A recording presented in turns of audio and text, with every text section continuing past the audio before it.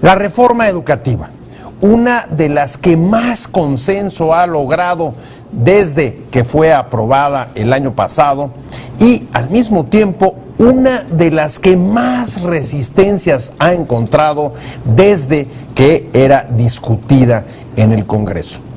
El gobierno federal apenas la semana pasada interpuso controversias constitucionales contra 4 estados que no han cumplido con armonizar sus leyes locales con la Ley General de la Reforma y sus leyes secundarias. De esto vamos a hablar hoy en Opiniones Encontradas con 2 perspectivas desde la academia y la sociedad civil para tratar de desentrañar en qué punto y dónde se encuentra la reforma educativa. Antes, acompáñeme rápidamente a ver algunas informaciones que contextualizan este debate y ofrecen algunas posiciones interesantes. Las resistencias a la reforma educativa, desde los cambios constitucionales hasta las leyes secundarias, han logrado frenar su aplicación, especialmente en estados que no han cumplido con armonizar sus leyes con el marco legal nacional. El gobierno federal ha tenido que llegar al extremo de interponer recursos de controversia constitucional contra los estados que han incumplido con ajustar sus leyes locales a la reforma. La principal oposición a la reforma proviene de la CENTE, que en un primer momento trató de echar abajo las reformas con movilizaciones en el DF y luego ha seguido una estrategia de bloqueo en los estados donde tiene mayor presencia, como Oaxaca y Michoacán. La reforma educativa fue presentada en el marco del Pacto por México y aprobada en el Congreso y promulgada por el Ejecutivo el 25 de febrero de 2013. 1. El gobierno federal presentó acciones de inconstitucionalidad contra los estados de Michoacán, Oaxaca, Chiapas y Sonora por no armonizar sus leyes locales en tiempo y forma. 2. El gobernador de Oaxaca, Gabino Cue, informó que su estado prepara una nueva ley estatal educativa que no contravenga la Constitución y la harán a partir de foros ciudadanos. Cue justificó que en Oaxaca se borda distinto que en el resto del país y defendió la parte de la pluriculturalidad, las condiciones propias del estado de Oaxaca, la organización social. Pero tenemos claro también que no puede contravenir a la Constitución, dijo. 3. El vocero de la presidencia, Eduardo Sánchez, explicó que en el caso de Chiapas se impugnaron 4 artículos de la ley local porque invaden competencias federales, como permitir la reinscripción de docentes a pesar de que no acrediten las evaluaciones, así como admitir la participación sindical. 4. En Sonora se impugnaron 27 artículos sobre los alimentos que podrán consumir los alumnos en los planteles educativos. 5. El presidente Enrique Peña Nieto ha dicho sobre el objetivo de la reforma que queremos para México una educación que promueva la inclusión, la tolerancia y la paz, una educación de calidad que fomente la innovación, la competitividad y la productividad de cada mexicano. Vamos a arrancar el debate de hoy y me acompañan en este foro Edgar Corzo del Instituto de Investigaciones Jurídicas de la UNAM, un abogado especialista en asuntos educativos. Muy buenas tardes, Pepe. Encantado de estar aquí. Gracias por estar con nosotros, Edgar, y me da también mucho gusto que nos acompañe también para este debate Francisco Landero Gutiérrez. Él es presidente de la organización de la sociedad civil Suma por la Educación. Así es, muchas gracias, Pepe, un gusto estar aquí en un tema que es fundamental para nuestro país. Sin duda, y si les parece vamos a empezar, ahora sí que vamos a empezar por lo último. Llama la atención, apenas la semana pasada, el gobierno federal entró a meter controversias constitucionales contra 4 estados, Chiapas, Michoacán, Oaxaca y Sinaloa. Sonora, por incumplimiento de los plazos que la propia reforma había establecido para que las 31 entidades federativas armonizaran sus legislaciones. Y me gustaría arrancar con esta pregunta, Edgar. ¿Qué implicaciones jurídicas para la reforma educativa, para su implementación, tiene el que hoy, después de más de un año desde la aprobación, haya sido controvertidas 4 leyes locales en estados, además, donde hay una fuerte presencia de la CENTE y donde además algunos de los indicadores sobre educación de calidad y sobre aprendizaje son más bajos. Sí, claro, Pepe, con mucho gusto. Mira, jurídicamente yo creo que aquí el punto es señalar que la reforma constitucional en materia educativa está sin tocar. Por un lado, o sea, sí, no, en el sentido de que se reformó la Constitución, se presentaron algunos amparos en contra de la reforma educativa, pero no hubo una procedencia general. O sea que eso está fijo por el momento. Después de eso vino diversas leyes generales. La Ley General de Educación fue modificada, la Ley General del Servicio Profesional Docente también se expide, es nueva, y tenemos la Ley del Instituto Nacional para la Educación, para la evaluación de la educación. Entonces, la del INE. La del INE. INE, para diferenciarlo del INE. No vamos a confundir. Entonces, esa parte hasta en este momento, digamos, está tranquilo, está estable y ahí está.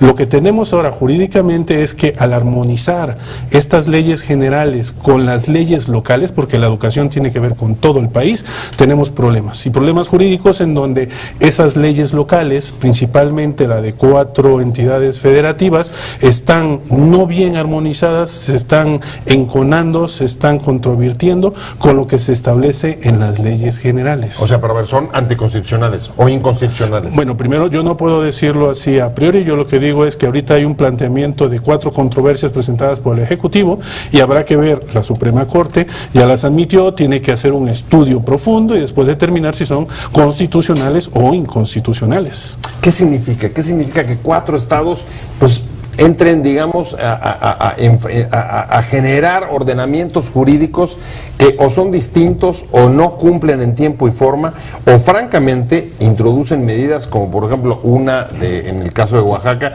en el que no se garantiza que los maestros más bien, se permite la reinscripción de maestros que no cumplen con la evaluación educativa, una de las posturas centrales de la ley del servicio profesional? Desde el punto de vista de la sociedad civil es muy lamentable, Pepe. ¿Por qué?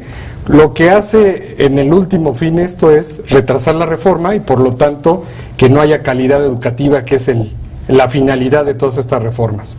En segundo lugar, pues hace que tengamos otra vez un país fragmentado, en donde hay no hay una equidad educativa y cada estado pone, limita o avanza en la educación como puede o como quiere. Entonces eso es muy grave, porque vivimos en una nación con ciertas reglas, con una constitución que se debe cumplir cabalmente. Pero el fin y lo que más afecta es a los niños y jóvenes de este país y por supuesto también a los maestros. ¿Coincidirías, Edgar, en que esto va a retrasar la aplicación de la reforma educativa o no?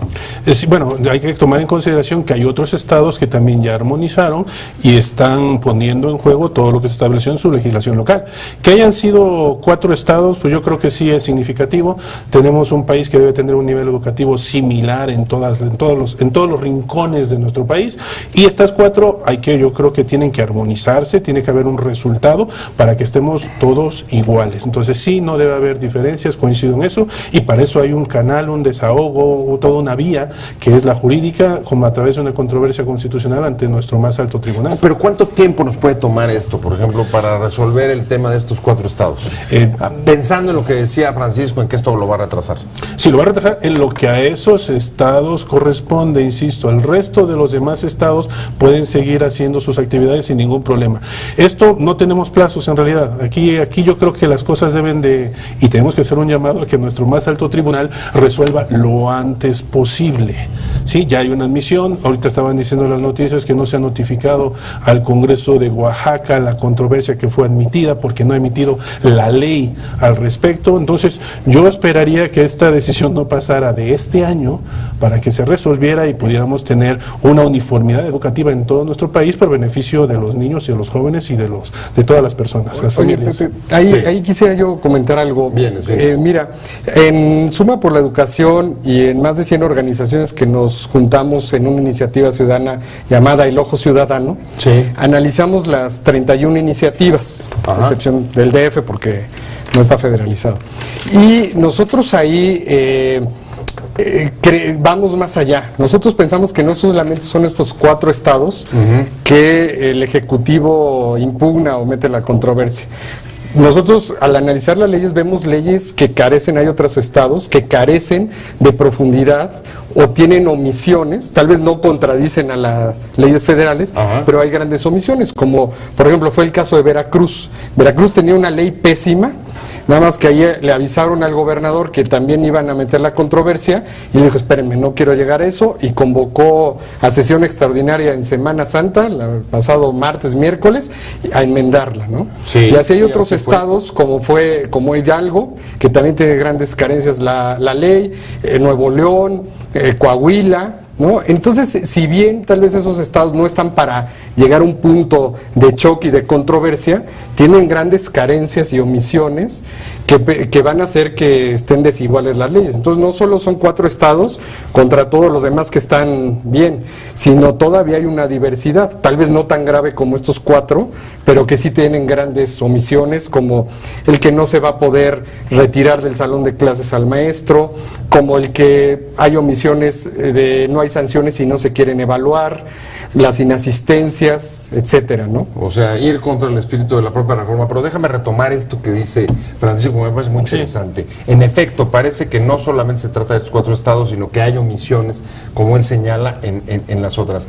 ¿De qué estamos hablando? Tratemos de situar el asunto jurídicamente desde el gobierno federal. ¿Llega a un caso extremo de la controversia o esto es un disuasivo para tratar de que el resto de los estados se pongan las pilas, se den cuenta que no estamos jugando y vayan corrigiendo, como fue el caso, por ejemplo, de Veracruz? ¿Cuál es tu opinión? Tiene los dos efectos, claramente. O sea, Veracruz inmediatamente se echa para atrás y dice ya no. Ahora, las controversias se presentaron en este momento, pero pueden presentarse más en momentos posteriores. Incluso el legislador puede, de alguna manera, echar atrás la controversia si modifica la legislación correspondiente. Si ellos se dan cuenta que ya hicieron algo mal y que se está discutiendo y ellos entran en sesiones, reforman la ley local, entonces con esto será suficiente para que se eche atrás la controversia constitucional y digamos ya entró en ese periodo disuasivo y ya no hay que llegar a la invalidez de lo que hizo el legislador y que está contradiciendo frontalmente en algunos casos, en otros casos no tan frontalmente, pero tenemos graduaciones y eso lo está contradiciendo con todo lo que dice la ley, las leyes generales e inclusive en algunos casos el texto constitucional. O sea, en cualquier momento puede suspenderse, digamos, el acto de la controversia si hay una modificación de fondo de la materia que se está controversiendo. Sí, porque las están impugnando curiosamente a partir de su publicación. Todavía no tenemos actos de aplicación, es a partir de su publicación. Entonces hoy dice ABC y mañana dice AC.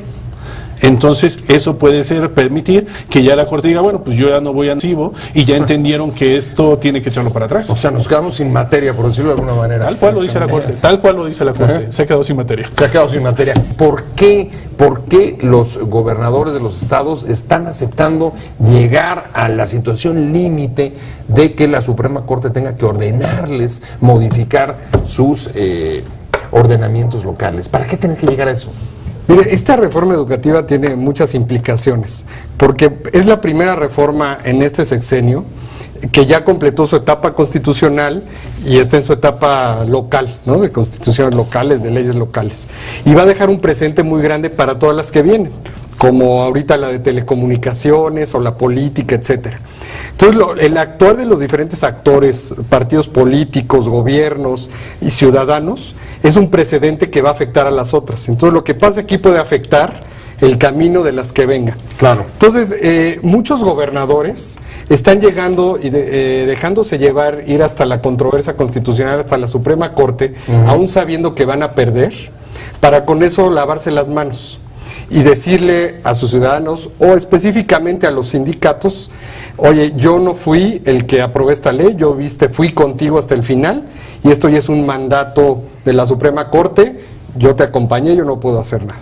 Y entonces con eso expiar sus culpas, lavarse las manos y políticamente lavar su imagen ante esos sectores minoritarios de presión, porque hay que aclarar, Pepe, que no son las mayorías, especialmente son los sectores... La gente, pocas palabras, ¿no? Básicamente así es. Así es. Entonces, en ese sentido, es una maña política, un juego político, llevar esto hasta la Suprema Corte. O sea que no es un asunto jurídico, sino político. Yo creo que van los dos temas, jurídico y político. Es imposible que el Congreso de un Estado tome en consideración nada más lo jurídico sin tomar en cuenta todas las circunstancias políticas que le están rodeando. Aquí lo que también debe señalarse es que los congresos locales, efectivamente, lo que se les pidió fue una armonización, no entrar en contradicción con lo que se establece en las leyes generales y en la reforma constitucional. Somos un país federal, estamos emitiendo una ley general, da las bases, da todas las directrices que los estados deben continuar, deben desarrollar. No se les pidió que hicieran cosas diferentes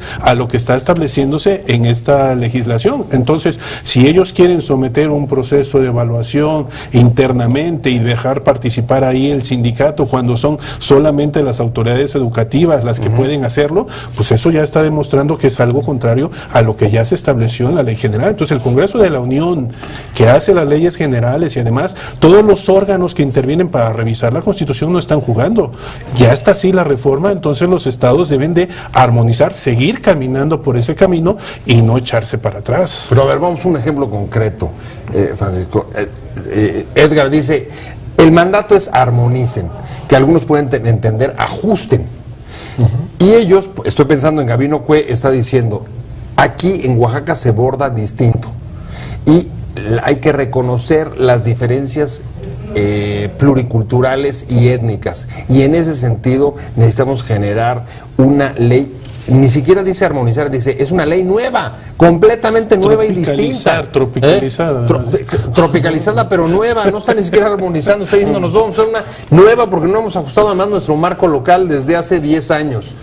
¿Cómo entender esto? A ver, en primer lugar te fuiste al caso más extremo, Oaxaca. Oaxaca ni siquiera presentó su Congreso ni el gobierno una iniciativa de ley. Firmó con la CENTE un convenio que hasta tenía ahí mezcla de situaciones de salariales, de prebendas, pero no entraron al tema ni siquiera de evaluación, ni de calidad, ni pensaron nunca en armonizar en ningún sentido, ¿no? Sino el acuerdo fue no pongamos ni metamos ley en el Congreso. Ese es el caso más extremo. Ahí está claro la complicidad del gobernador con la CENTE, o sea, está clarísimo que son equipo. Ahí ya no, después de esto no nos quedó duda, fue el único estado en ese radicalismo. ¿Son equipo o hay subordinación? ¿Y quién subordina a quién? Mira, ahí yo no sé si es... ¿Cómo es? Hay de dos sopas, o es subordinación o es temor. Cualquiera de las dos es mala para la mayoría de los ciudadanos de Oaxaca y especialmente los niños oaxaqueños que tienen de los peores niveles educativos, ¿no? Entonces, yo en la mesa te diría hay dos, ahí sí ya no sé cuál es, si es temor o es complicidad, pero es una en el caso de Oaxaca. Y en el otro, en el caso de otros estados como Michoacán, también va por ahí la cosa, y otros no se metieron lo suficiente los gobernadores o los propios legisladores.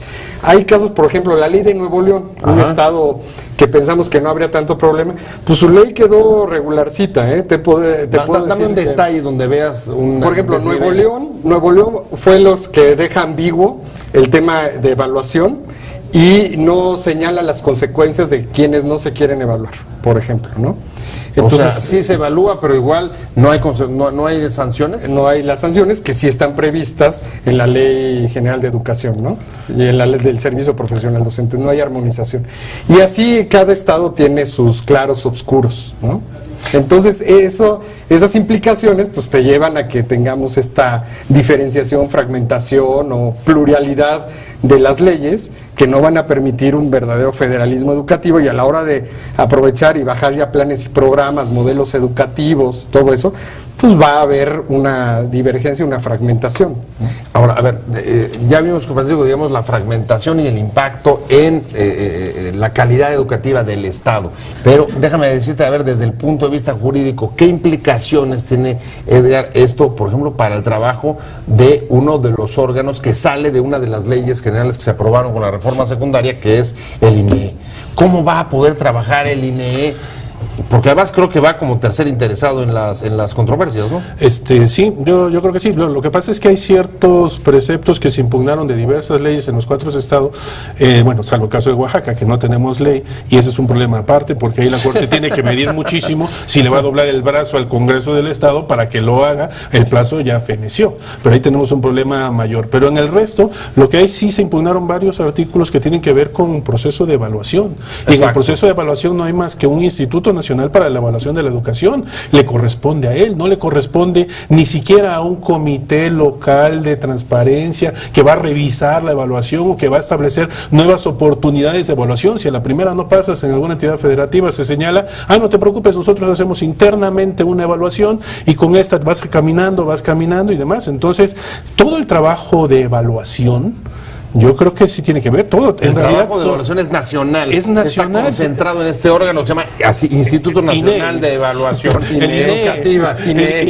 Y nos da, o sea, tiene su regulación, tiene su ley del Instituto Nacional y además va a dar lineamientos, los está dando y directrices. Y eso es lo que tiene que armonizar en todos los estados. Entonces no se vale que ahora el proceso de evaluación quede a merced de lo que digan las entidades federativas con intervención, en muchos casos, de sindicatos. Es una forma de desactivar al INE, o de neutralizarlo, o de inhibir sus propias competencias. Efectivamente, porque quedan en manos, ojalá quedan en manos de los gobiernos de los estados estos institutos o figuras que se están creando en algunos de ellos. Pero no, muchas veces el siguiente paso, principalmente de la CENTE y en un segundo plano del CENTE, va a ser poner a sus alfiles dentro de estos institutos o poner a los consejeros o las personalidades que los vayan a ocupar para tener el control sobre los mismos. Y con ello, pues tener estándares a modo que realmente no van a funcionar con una verdadera evaluación y no va a poder haber comparativos, no va a poder haber seguimiento o acciones vinculatorias para mejorar la calidad de la educación. Déjenme ir, vamos hacia la recta final y tengo una pregunta para los dos, más o menos para tener una estimación para nuestro público, y es, a ver, estas resistencias que estamos viviendo, ¿cuánto tiempo pueden retrasar la reforma que tenía que haber entrado ya? Porque la armonización tenía también plazos fatales y se cumplieron el mes pasado, entiendo, ¿no? Sí, bueno, esto ya lo teníamos en el mes de marzo, 12 de marzo había fenecido. Ajá. Y entonces, bueno, no es la primera ocasión ni será la última, desgraciadamente, en que en nuestro país no se respeten los plazos para expedir leyes o para incluso entradas en vigor, de llegar hasta el grado de reformas constitucionales. Pero no obstante eso, esto ya los estados que ya expidieron su legislación, yo creo que pueden seguir caminando. Estos estados van a hacerlo y ya está. ¿Tu pronóstico para los rezagados? Que van a tardar, o sea, sí veo el proceso largo. Yo creo que nos va a llevar mínimo este año. Y eso es lamentable porque atrasa otras acciones que vienen en el contexto de la reforma educativa, como es el modelo educativo, los instrumentos de evaluación, tanto de docentes como de alumnos, y eso retrasa. Al menos, ya optimistas, un ciclo escolar. Muchas gracias. Muchas gracias por haber estado con nosotros. Edgar Corzo, Instituto de Investigaciones Jurídicas de la UNAM, muchas gracias por haber estado con nosotros. Y por supuesto, Francisco Landero, muchas gracias por haber estado de Suma, presidente de la Organización de la Sociedad Civil, Súmate, que es parte de Ojo Ciudadano. Y sobre todo, gracias a usted por haber estado con nosotros en Opiniones Encontradas. Nos vemos, nos escuchamos. Mañana tenemos un tema también muy interesante y controvertido. No se lo pierda. Nos vemos aquí 7:30 desde la esquina de la información. Y hasta entonces, muchas gracias por su atención. Te invitamos a seguir cuestionando la información con los siguientes videos.